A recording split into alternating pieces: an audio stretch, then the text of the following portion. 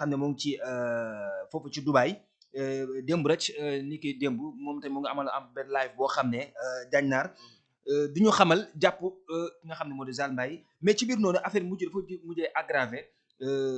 ba affaire mujjee ne nekk benn rivalité boo xam ne entre Mame Ndiaye Savon ak Awoush Kitty ak jëkkëram bi nga xam ne gis nañ tout récemment Mame Ndiaye Savon moom génn ba mu duggee ci mariage même pas une semaine de mariage muy mujjee indi benn polémique sur les réseaux ba Mame Ndiaye live am mu ngi ñuy leeral que ni Awoush Kitty na ma wax fu mu nekk ci Dubaï ma ñëw fekk ko foofu parce que mbir yi moo ngi bëgg a ëpp loxo tooñal nga ma fi def nga sama yaay ay vidéo ba manqué jooy noppeegu ma ko sama yaay tëj nañu fi kaso manqué jooy noppeegu mais ba tey bàyyi woo ma yaa ngi continuer di ma harcèler wax ma fan nga nekk ci Dubaï ma ñëw fekk la fa Mame Ndiaye Savon nag daal nay def ab sortie ci concernant le cas de Zale Mbaye sa jàngat ci sortie Mame Ndiaye Savon bi ñuy wax tamit que ni Fou ndax dafa bokk ci mbiru borom ñaari tur d'après les réseaux ak d'après ci ñenn ci influenceurs yi nga xam ne ñoo nekk ci TikTok bi lu ñu wax naan Zale Mbaye ci groupe ba mu bokkoon dafa am ay lobby c'est-à-dire ñu mu doon àndal léegi xel yëpp day dem ko ni Zale Mbaye ak ñoom Fou dañ doon ànd tout le temps ñoo nekk ensemble sa analyse ci d'après yenn sénégalais yi lu ñuy wax ci mbir avant may ñëw ci analyse boobu dijee dañu moytu fréquentation góor ak góor ci appartement yi dañ ko moytu maa ngi wax lu am solo lii yàlla na viral li may wax ni barki yaa waa dijee góor nan lay nekkee ci appartement moom ak moromu góor ak ci néeg def fa une heure de temps ci benn néeg une heure de temps ngeen def ko fa benn néeg bi da ngeen tëdd yéen ñaan entre góor ak góor ngeen defee une heure de temps loolu na ko ñëpp bàyyi kuy góor na nga ba loolu góor buy nekk ay góor na doon nekk ak góor na doon fulla ak fayda wax li ñu war a wax wala liggéey li ñu war a liggéey dem seen yoon mais fii góor ñi dañoo bëri ñoo xam ne dañuy jël appartement tëjoog ñoom seen biir saa yi même bu ngeen doonul ay góor jigéen yéen ñaar sax seytaane dafa gaaw effectivement fi mu leen di këfee kenn xamu ko xam nga yenn saa yi kenn si yéen ñaar summeeku wala kenn si yéen ñaar dugg ci caay célibataire moom def kii waaw xam nga seytaane dafa gaaw góor ak góor nañ bàyyi di fréquenter ci appartement yi di fa def ay une heure de temps 2 heures de temps am na yoo xam ne sax ay journée lañ fay def yooyu nañ ko baax léegi-léeg le cas de Fou mi nga xam ne moom lañ Fou waaye gis nga Awoush Kitty mi ko yabaate la jot na nag ñu Awoush Kitty mi jot nañu répartir non mais jot na Fou dijee nañ bàyyi doomu gor yi ñuy tuumaal te xamuñ leen dara ak ci compte nature yoon xam nga lan ci wax ma ci diine ñu bett la wala ñu am preuve ni yow da nga koo pratiquer effectivement Fou mooy kan ba bu pratiquer duñ ko jàpp ñi jàpp daal dañoo gën a rëy daraja Fou la leen gën a rëy daraja Fou moo gën a rëy daraja Pape Dial ñi fi jàpp ñëpp Fou da leen ëpp dara ba bu ci bokkee duñ ko jàpp man li ma d'accordul moom mooy parce que jàpp nañ Zale Mbaye da doon fréquenter ñoom Fou ak gaa yooyu nga ni yow nga doon noonu Mame Ndiaye Savon rek nga profité ne Fou ak Mame Ndiaye ak Fou ak Zale Mbaye doon nañ fréquenter xaaral ma profité wax sénégalais Fou bokk na ci parce que moom Zale Mbaye ñoo doon ànd est-ce que bëggul tamit perturber mariage Mame Ndiaye Savon parce que gis na ni Mame Ndiaye même pas une semaine de mariage mu ne xaaral ma def benn sortie bu ko defee rek comme ñoom tout le temps ñoo nekk ci polémique bi est-ce que mën na ko perturber Mame Ndiaye mentalement elle est forte loolu moom man gis nga ko bi mu defee live sànq li mu doon wax léena ko noon nga rek bu nekk ci ginnaaw di yàq génn woon nga fi sama vidéo sama yaay dafa yor ay vidéo di ko génne tey yi ñëwaat nga ne sama borom kër borom ñaari tuuti la ma di fekkee ne Mame Ndiaye lii faale wu ko yëgu ko parce que xam ne ni borom këram peut-être laale wu ci taxewu ci mais man fi ma waxee moom mooy Awoush Kitty mi jot nañu jug ci biram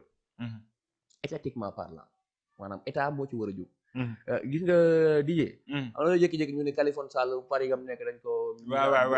loolu tamit ba def waaw ba def ko mandat de dépôt yooyu noonu fële France la nekk loolu noonu dafa jot état yëpp jóg ci maanaam doomu sénégalais bu nekk bitim réew taal sa live di yàqu doomu sénégalais bu nekk ci réew mi ñu ne la loolu de bu ñu ko defoon mbir yëpp la réglé ci réseaux sociaux ñu ne la carte tee ku mënti doon nag ku mënti doon live kat yi nekk bitim réew yëpp ku mu ci mënti doon la war a jàpp foofu lu jaru ñu lay indi fii lan la jàpp foofu jugé la foofu tëj la foofu Awoush Kitty fan la ne Dubaï gii nga xam ne xale dañ koy doxantoo nañ ko xoolal sa waay nañ def unité spéciale jàngaluma police wala gendarmerie seen liggéey mais exemple laay joxe nañ jël unité spéciale boo xam ne ñaar ñett nit la ñuy doon ñu xarañ ñu yóbbu ko Dubaï Awoush Kitty 2 jours wala une jour nañu jàpp ko effectivement parce que jigéen dafa yomb nga nekk bitim réew xam nga rek naan dégg naa diw de ci la bokk dégg naa moom góor jigéen la ci dossier boo xam ne dafa sensible dossier bi bu sensible bu mel nii gis nga dijee bu mu la bett ñu ne ci dossier bi ñu ne tuumal nañ diw rek nga xëy ku ko xaru rek bu mu la bett loolu xaar ko bindal téyal te maa la ko wax di nga ne jaañ waxoon na ma ko dañ fi tudd nit ku ñu xam fii ne laala na ci nga xëy dégg kooku xaru na dee na enquête dem ba sori ñu ne kii dañ ko tuumaloon bokku ci rek gor la moo tax mu xaru chef waxoon na ko effectivement waaye am seet Baye Ndiaga Diop damaa dégg ab xista mu ni maam Cheikh Rafal nee na tuuma moo gën a rëy am na ci ñoo xam ne doo leen tuumaal maanaam dañ ko tuumaal ne ko yaa jël alal diw mu ne man ngeen tuumaal